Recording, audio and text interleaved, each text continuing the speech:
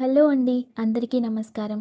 ఉత్తరాయణం, శిశిర ఋతువు, శుక్రవారం, శతభిష నక్షత్రం. ఈ ఒక సంవత్సరంలో మాఘమాసం అంత్యమవుతుంది. అంటే ఈ సంవత్సరంలో మాఘమాసం ఈరోజు ఆఖరి రోజు. ఫాల్గుణ మాసం ప్రారంభమవుతుంది కూడా ఈరోజే. అంటే ఈరోజు అమావాస్య ఉపరి ఉదయాన్నే సూర్యోదయానికి అమావాస్య అయిపోయి ప్రథమం ప్రారంభమైపోతుంది. కాబట్టి పాల్గొన మాసం స్వీకరించాలి. ఇది గణిత శాస్త్ర ప్రకారం. ఇక ధర్మశాస్త్ర ప్రకారం మాఘమాసం ఉదయం సూర్యోదయ సమయంలో కొన్ని గడియలున్నాయంతే. కాబట్టి ఆఖరి రోజు కూడా ఈరోజు ఆచరిస్తాం. అయితే ముహూర్త తర్పణ ప్రకారం ఈరోజు మాఘ ఉపరి ఫాల్గుణ, అమావాస్య ఉపరి ప్రథమం, శతభిష నక్షత్రం శుక్రవారం. ఇటువంటి రోజుల్లో మనము ఆచరించాల్సినటువంటి అద్భుతమైన నామమంత్రం లక్ష్మీనారాయణుల మంత్రం. ఈ నామాన్ని ఈరోజు మనం జపించడం వలన దారిద్ర్యం నశిస్తుంది, సుఖము అనే సంపద అనేటటువంటివి ప్రాప్తిస్తుంది. అటువంటి దివ్యమైన నామమే ఓం లక్ష్మీనారాయణ మహ. ఇక ఈరోజు భక్తిపూర్వకంగా ఓం లక్ష్మీనారాయణ మహ అనే నామాన్ని మంత్రబలంలో జపిద్దాం. ఓం లక్ష్మీనారాయణాయ నమః. ఓం లక్ష్మీనారాయణాయ నమః.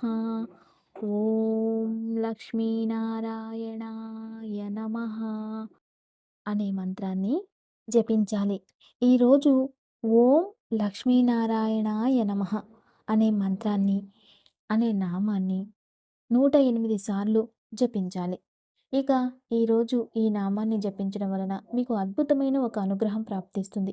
ఇది పర్టికులర్గా ఈ మాస ఉపరి వచ్చినప్పుడు ఇటువంటి నామాలకి అధిక శక్తి అనేది ఉంటుంది. కాబట్టి ఈ రోజంతా ఈ లక్ష్మీనారాయణల ధ్యానంతో ఆత్మబలాన్ని పెంచుకోవడానికి ప్రయత్నించాలి. అలాగే మన సంకల్పాలన్నీ సిద్ధించేలా కూడా ప్రయత్నించాలి అనేది ఈరోజు మంత్రబలం. ఇక ఈరోజు ఒక ప్రత్యేకమైన విషయాన్ని తెలియజేశారు గురువుగారు. మంచి మాటికి ముందు ఒక ప్రత్యేకమైన విషయం. అది ఏమిటి అంటే ఇంగ్లీష్ క్యాలెండర్ ప్రకారం ఈరోజు 28వ తేదీ. అదే సనాతన ధర్మంలో వచ్చే ఉగాది నుండి ఉగాది వరకు వచ్చేటటువంటి పంచాంగాలలో నెలకి 30 రోజులు, తిథి ప్రకారం 30 తిథులు ఉంటాయి. అమావాస్య నుండి పౌర్ణమి, పౌర్ణమి నుండి అమావాస్య, ప్రథమం నుండి 15 రోజులు కృష్ణపక్షం, శుక్లపక్షంలో ప్రథమం నుండి 15 రోజులు. అంటే ప్రథమం అంటే పాడ్యమి నుండి అమావాస్య వరకు, మరియు శుక్లపక్షంలో పాడ్యమి నుండి పౌర్ణమి వరకు 15 రోజులు, 15 రోజులు కలిపి 30 రోజులు. అయితే ఒకసారి గురువుగారి దగ్గరికి ఒక అతను అంటే ఒక పెద్ద ఆయన వచ్చాట. వచ్చి ఒక ప్రశ్న అనేది అడిగారు. అంటే ఆయన కొడుకు ఫిబ్రవరి 28వ తేదీన జన్మించాట. ఇలా ఫిబ్రవరి 28వ తేదీన జన్మించడం వలన 4 సంవత్సరాలకు ఒకసారినే వస్తుందది. దీని గురించి గురువుగారు ఏం చెప్పారు అంటే, ఆంగ్లేయ పుట్టినరోజులు అందరూ జరుపుకుంటూ ఉంటారు. అందుకే ఈ రోజులు కనబడవు. కానీ మన భారతదేశ కాలగమనీయం అత్యంత విభిన్నమైనది. ఇక్కడ ప్రపంచమంతా 4 ఋతువులు ఉంటే ఇక్కడ 6 ఋతువులు ఉంటాయి. ఈ 6 ఋతువులు వసంత ఋతువు, శరత్ ఋతువు, వర్ష ఋతువు, హేమంత ఋతువు, గ్రీష్మ ఋతువు, శిశిర ఋతువు. ఇలా 6 ఋతువులు ఉంటాయి. అదే విధానంగా సంవత్సరం అంతా 12 నెలలు, ప్రతి నెలకి 30 రోజులు విధంగానే ఉంది. ఇది మన సనాతన ధర్మం. వారానికి 7 రోజులు, నెలకి 30 రోజులు, సంవత్సరానికి 2 ఆయనాలు, తర్వాత 6 ఋతువులు. ఇది మన సనాతన ధర్మం. ఈ ఒక ధర్మంలో తప్పితే, ఈ ఒక భారతం పైన కాలగమనం తప్పితే వేరే ఇంకెక్కట ప్రాపర్గా పర్ఫెక్ట్గా ఉండదట. ఇంకెక్కడ ఉండదట. అటువంటి లక్షణాలు కలిగిన భూమి భూమండలంలో భారత భూమి మాత్రమే. అందుకే ఇక్కడ నుండి అంత విశేషమైనటువంటి సృష్టి అంతా జరుగుతుంది. అంత అద్భుతం ఉంటుంది ఈ సృష్టిలో. అయితే మనం ఏం చేస్తున్నామంటే ఈ కాలగణనీయాలన్నింటినీ పక్కన పెట్టి ఇక్కడ పుట్టి ఇక్కడ పెరిగి విదేశీ సాంప్రదాయాలకి అలవాటు పడుతున్నాం. అయితే భారతీయ కాల గమనీయంలో తిథి అనుసారంగా పుట్టినరోజులు జరుపుకోవాలి, నక్షత్రానుసారం కాదు. తిథి అనుసారంగా, ఎందుకంటే నక్షత్రానుసారంగా మనము పుట్టినరోజులు జరుపుకుంటే అనారోగ్యము ఇటువంటి వస్తాయి. ఎందుకంటే తారాబలంలో జన్మతారలో ఎటువంటి శుభకార్యాలని కూడా ఆచరించకూడదు అని ఉంది. అదే జన్మించిన తిథికి ఆచరించే యోగం ఉంది. అర్థం చేసుకోవాలి ఇది. అందువలన తిథి రోజే మనం ఆచరించాలి. అందుకే ఏమనొచ్చింది? బలిపాడ్యమి ఆచరిస్తున్నాం. శ్రీరామనవమి ఆచరిస్తున్నాం కదా! అక్షయ తృతీయ కూడా ఆచరిస్తున్నాం కదా! రథసప్తమి ఆచరిస్తున్నాం. మాస శివరాత్రి ఆచరిస్తున్నాం. అలాగే కాలాష్టమి, అష్టమి రోజు ఆచరిస్తున్నాం కదా! ఏ తిథులున్నా తీసుకోండి. గరుడ పంచమి, నాగుల చవితి, స్కంద షష్ఠి, రథసప్తమి, దుర్గాష్టమి, మహానవమి, విజయదశమి అనే ఏకాదశి వ్రతాలు, పౌర్ణమి, నారాయణుడికి ఇలా ఎన్నో ఆచరిస్తున్నాం. ఇలా ఇవన్నీ కూడా భారతదేశంపై ఆ తిథి అనుసారంగా దేవతలకి పుట్టినరోజులు జరుపుకుంటున్నాం. కాబట్టి మీ అబ్బాయి జన్మించింది ఇటువంటి తిథి. దీని ప్రకారం ప్రతి సంవత్సరం మీరు ఆచరించండి. దీని వలన మీ అబ్బాయికి ఆయుష్ అభివృద్ధి అవుతుంది. అతను సంతోషంగా ఉంటారు అని చెప్పి తెలియజేశారంట. అంటే దీని అంతరార్థం ఏమిటంటే భారత భూమి కాలగమనీయం వేరు. ఇది దేశభూమి, దేవభూమి. దేవతలకి మరియు మనకి సంబంధించినటువంటి కాలగమనీయం ఉంటుంది. ప్రకృతికే శక్తిని అందించే కాలగమనీయం ఇక్కడ ఉంటుంది. అందుకే ఇక్కడ యజ్ఞయాగాదులు ఆచరిస్తే దేవతలకి బలం పెరుగుతుంది. అదే మనం వేరే కాలగమనీయంలో యజ్ఞయాగాదులు ఆచరించామంటే దేవతలకు మనం సమర్పించుకునేది వెళ్ళదు. మన భావన మాత్రమే అంతే, వెళ్ళదు. ఈ కాలగణనీయంలో ఇక్కడ ఆచరించే యజ్ఞయాగాదులు దేవతలకి బలం పెంచుతుంది. దేవతలు స్వీకరిస్తారు. వేలే కాల గణనీయంలో దేవతలు స్వీకరించరు. మనం ఏం చేసినా మన తృప్తి కోసం దేవుడికి సమర్పించుకుంటూ ఉంటాం అంతే. ఈ కాల గణనీయం అనేటటువంటిది అందుకే ఇక్కడ యజ్ఞయాగాదులు పూర్వంలో చేస్తూ ఉంటే రాక్షసులు వచ్చి ఆ యజ్ఞయాగాదులు కాకుండా ఆపేసేవారట. అందుకే ఇప్పుడు కూడా ఈ భారతదేశంలో ఈ ఒక ధర్మం పైన అధర్మం ఇంకొక వైపు యుద్ధం చేస్తూనే ఉంటుంది.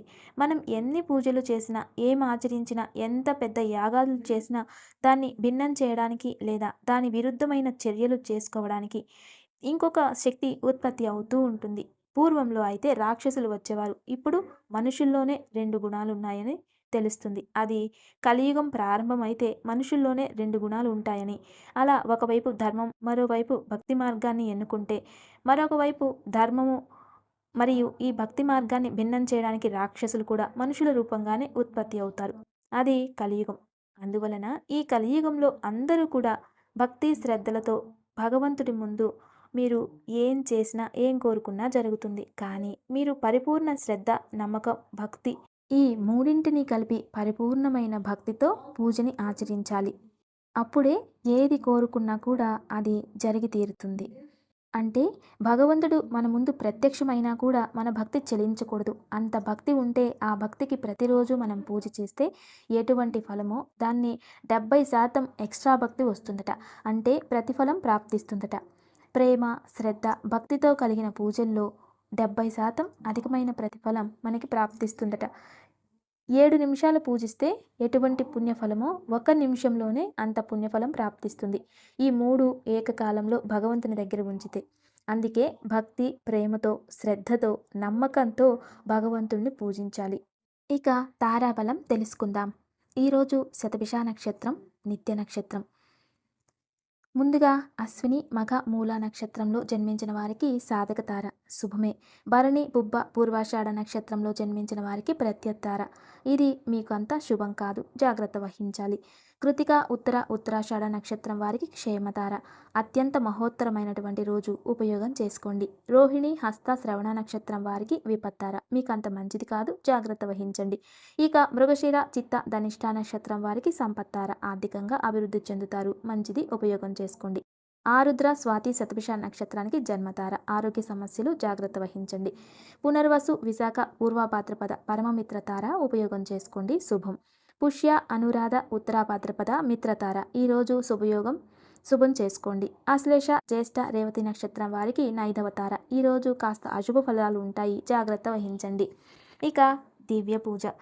రేపు ద్వితీయ, చాలా విశేషమైనటువంటి రోజు, చాలా శక్తియుతమైనటువంటి రోజు కూడా. రేపు అందరూ కూడా అదృష్టవంతులు అవ్వాలి అంటే గురువుని పూజించాలి. రేపు గురు ఆరాధన, గురు అర్చన చాలా విశేషమైనటువంటి యోగాన్ని ఇస్తుంది. మన ఇంట్లో దత్తాత్రేయ స్వామివారు ఉంటే దత్తాత్రేయ స్వామివారికి కాస్త శ్రీచందనం అంటే గంధం అలంకరించి పుష్పాలు కాస్త గంధం ప్రోక్షణ చేసి దేవుడి పాదాలకి సమర్పించుకొని నెయ్యి దీపాలు వెలిగించి ఆ ఒక దత్తాత్రేయ స్తోత్రము, నారద రచిత దత్తాత్రేయ స్తోత్రం వస్తుంది, అద్భుతమైనటువంటిది. ఆ దత్తాత్రేయ స్తోత్రాన్ని పారాయణం చేసుకుని దత్తుడికి ఏదైనా తీయని నైవేద్యాన్ని సమర్పించి పూజించండి. ఇలా చేయడం వలన గురుబలము పెరుగుతుంది. వివాహానికి కావలసిన గురుబలం ప్రాప్తిస్తుంది.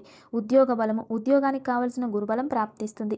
ఆర్థికంగా అభివృద్ధి చెందడానికి గురుబలం ప్రాప్తిస్తుంది. అద్భుతమైన పూజా విధానం. ఈ పూజని చేయడానికి కాకపోయినా గురునామ మంత్రమైన కనీసం ఓం శ్రీ గురు దత్తాయ నమః అనే నామాన్నైనా సరే జపించండి. ఇక ఈరోజు దివ్యమైన యోగక్షేమం. ఈరోజు సాయంత్రంలోపు 12 తులసీ దళాలు, 12 బిల్వ దళాలు తీసుకొని తులసీ దళాలతో ద్వాదశ నామాలు కేశవాయ నమః నుంచి దామోదరాయ నమః వరకు ఆ ఒక మహావిష్ణువుకి తులసి అర్చన చేసి 12 బిల్వ దళాలతో లక్ష్మీదేవికి సమర్పించుకుని లక్ష్మీనారాయణుని ఏకకాలంలో పూజించి పాలు మరియు అన్నాన్ని అంటే చక్కెర లేకుండా ఎటువంటి రుచి కలపకుండా ఏం కలపకుండా నైవేద్యం చేసి దాన్ని ప్రసాదంగా భార్యాభర్తలు స్వీకరించినట్లయితే ఇంట్లో అన్యోన్యత మరియు భార్యాభర్తల్లో సఖ్యత పెరుగుతుంది. ఇంట్లో సంతోషం సమృద్ధి చెందుతుంది. నమస్తే. Thanks for watching.